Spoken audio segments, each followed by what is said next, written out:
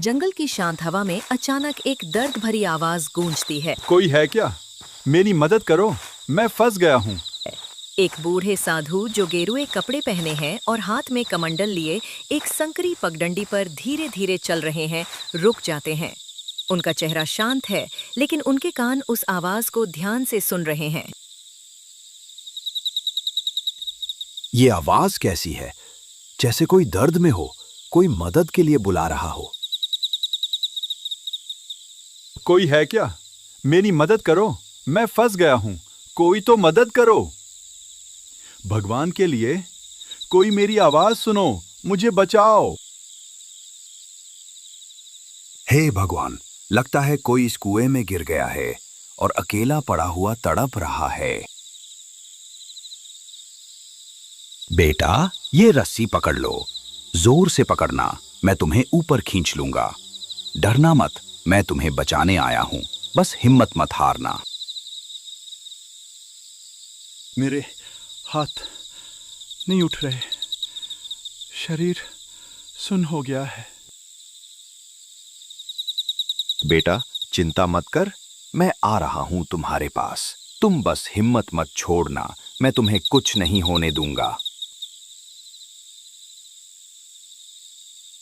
जिन पर सबसे ज्यादा भरोसा था, उन्होंने ही मुझे मरने के लिए धकेल दिया।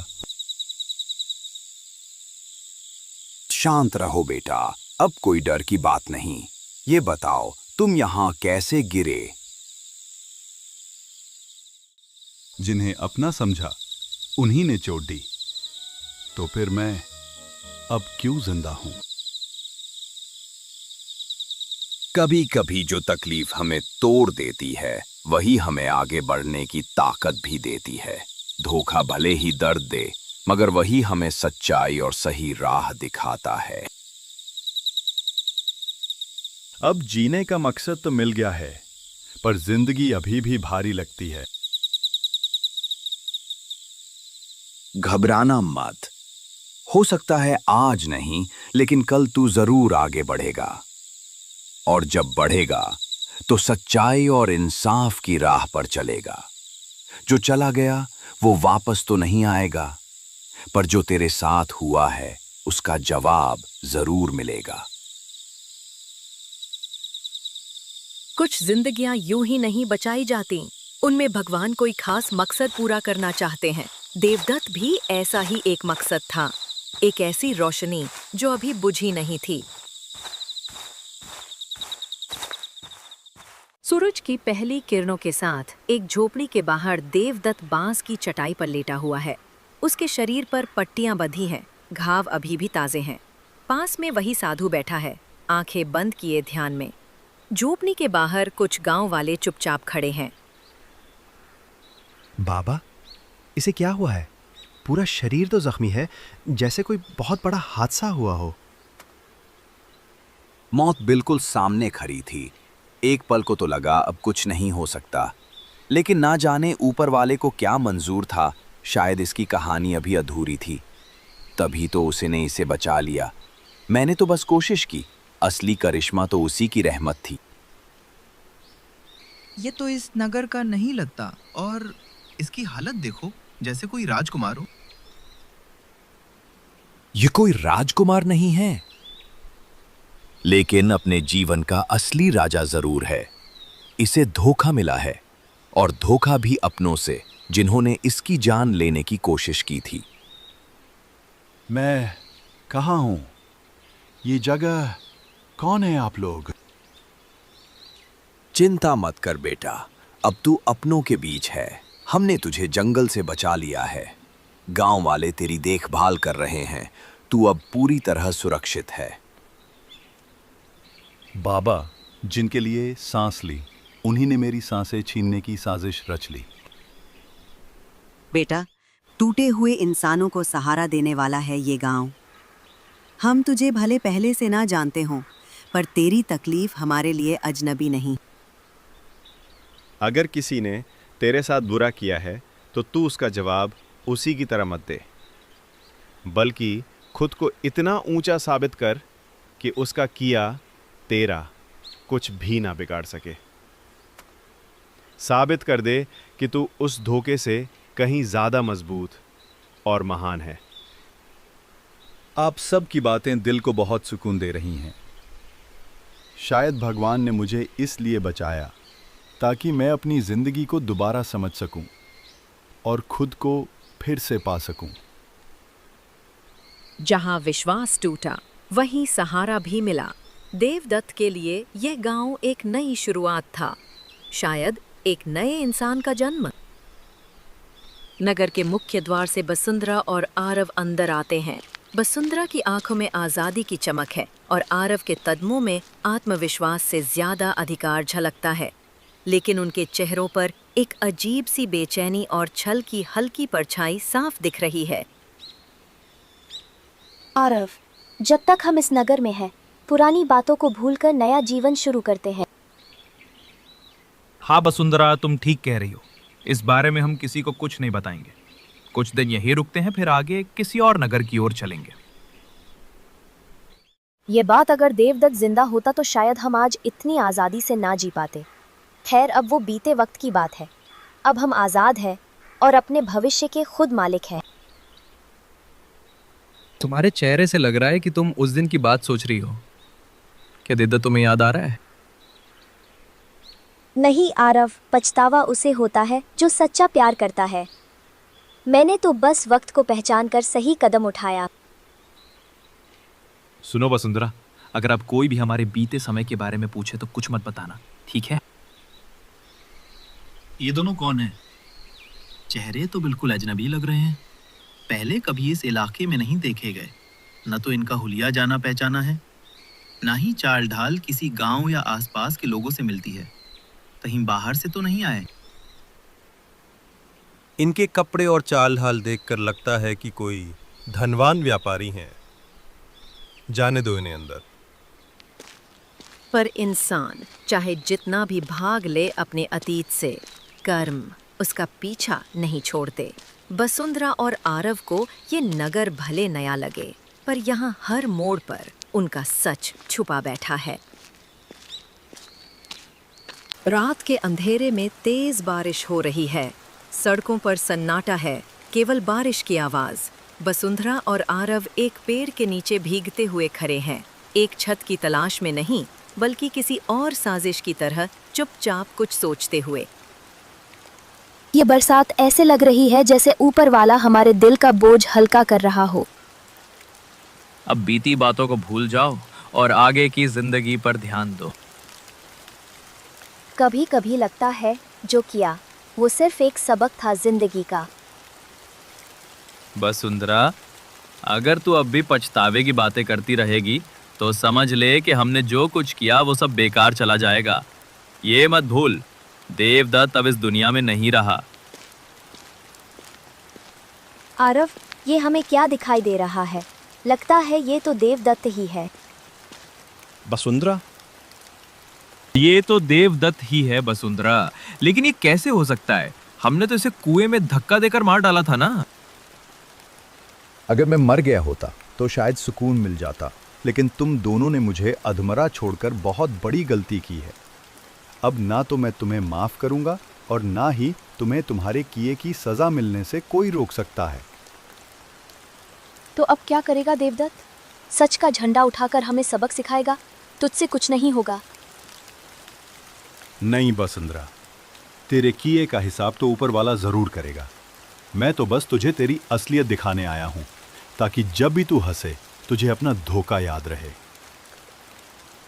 बारिश धरती को शुद्ध कर सकती है, पर आत्मा को नहीं, और जो आत्मा पाप में लिपटी हो वहां शुद्धि की कोई बूंद नहीं पहुंचती। राज दरबार में आज विशेष सभा बुलाई गई है। राजा अपने सिंहासन पर विराजमान है। चारों ओर मंत्री, सैनिक और नगरवासी ध्यान से बैठे हैं। तभी दरबार के विशाल द्वार धीरे धीरे खुलते हैं और भीतर प्रवेश करता है देवदत्त।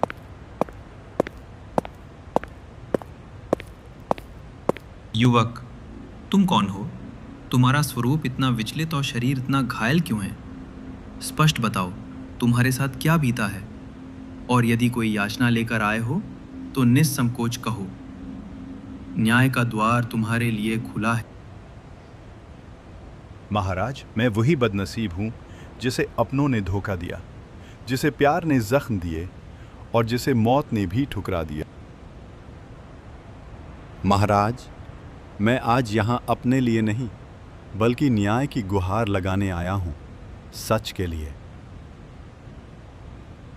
स्पष्ट शब्दों में कहो, वो कौन है जिसने तुम्हारे साथ अन्याय किया? किसके विरुद्ध तुम्हें न्याय चाहिए? किस नाम पर ये पीड़ा, ये आक्रोश तुम्हारे भीतर जल रहा है? वसुंधरा मेरी पत्नी थी। उसने मेरे साथ ऐसा विश्वासघात किया जिसकी मैंने कभी कल्पना भी नहीं की थी। पहले प्यार का दिखावा, फिर झूठे झगड़े और मीठे वादे, और फिर एक दिन उसने अपने प्रेमी के साथ मिलकर मुझे ख़त्म करने की साजिश रच डाली।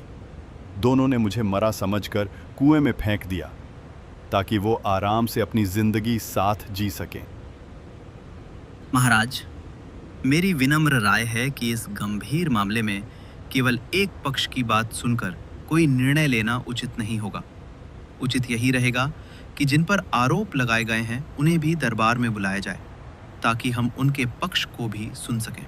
यदि आपकी आज्ञा हो तो हम संबंधित व्यक्ति को बुलवाएं और दोनों पक्षों को सुनकर ही ये तय करें कि वास्तव में दोषी कौन है। तुम सही कह रहे हो। हमें दोनों पक्षों को सुनने के बाद ही निर्णय लेना चाहिए। सैनिकों को भेजा जाए, वसुंधरा और आरव को दरबार में लाया जाए अभी। जब दिल की पीड़ा जुबां पर आ जाए और जुबां से निकले सच इंसाफ की ओर बढ़े तो फिर चुप रहना मुमकिन नहीं होता। आज देवदत्त ने अपनी चुप्पी तोड़ी और सच सबके सामने रख दिया।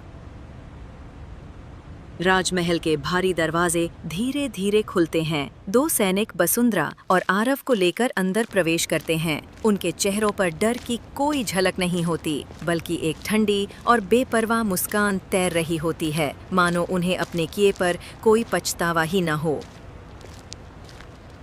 वसुंधरा और आरव, देवदत्त ने तुम दोनों पर धोखा देने और उसे मारने की कोशिश करने का गंभीर आरोप लगाया है। पूरा दरबार इसका गवाह है। क्या तुम कुछ कहना चाहोगे? जी महाराज, मैं ये बात स्वीकार करती हूँ। हाँ, मैं कभी देवदत्त की पत्नी थी, लेकिन मेरा और आरव का एक दूसरे से गहरा लगाव था। इसी वजह से मैंने वो भयानक कदम उठाया।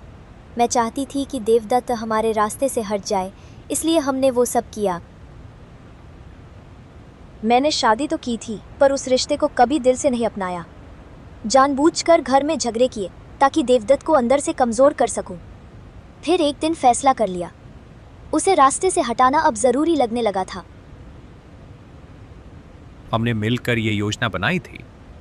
देवदत्त की मौत को एक हादसा दिखाना हमारे लिए आसान था। जो भी किया सोच समझ कर किया था और हमें कोई पछतावा नहीं है। इतनी बेहिचक अपने गुनाह को मानना, न इसमें इंसानियत दिखती है, न कोई शर्म या पछतावा।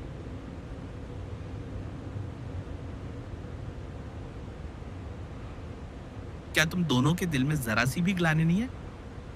क्या कभी एक पल के लिए भी तुम्हें ये नहीं लगा कि तुमने किसी ऐसे इंसान को धोखा दिया जो तुम पर आंखें मूंद कर विश्वास करता था, जिसने तुम्हारे लिए सब कुछ छोड़ दिया, अपना सुख, अपना सम्मान, यहाँ तक कि अपनी सांसें भी? क्या एक बार भी तुम्हारे अंदर से आवाज नहीं आई कि ये गलत है? नहीं लगा कि जो तुम कर रहे हो वो किसी की जिंदगी बर्बाद करना है? आखिर तुम्हारे भीतर इंसानियत बची है या नहीं? महाराज, हम दोनों ने जो किया वो हमारे प्यार की अंधी दौड़ में किया। हमें उस समय ये समझ नहीं आया कि हम कितनी बड़ी गलती कर रहे हैं। हम मानते हैं कि हमने देवदत्त जैसे नेक इंसान के साथ बहुत बड़ा अन्याय किया। उसने हम पर भरोसा किया, हमें अपनाया और हमने उसी का दिल तोड़ा। आज जब हम आपके दरबार में खड़े हैं तो सिर्फ अपने गुनाहों की सज़ा पाने नहीं, बल्कि सच्चे दिल से माफ़ी मांगने आए हैं। हम हाथ जोड़कर आपसे और देवदत्त से क्षमा मांगते हैं। हमें अपने किए पर गहरा पछतावा है महाराज। अगर संभव हो तो हमें माफ़ कर दीजिए, ताकि हम अपने जीवन में फिर से इंसानियत का रास्ता पकड़ सकें। हम अपना हर जुर्म स्वीकार करते हैं और जो भी सज़ा आप तय करें हमें मंजूर होगी। बस एक अवसर दीजिए सच्चे पश्चाताप का। हर बार गुनाह कबूल करना पछतावे की निशानी नहीं होता, कई बार ये घमंड की आखिरी हद होती है।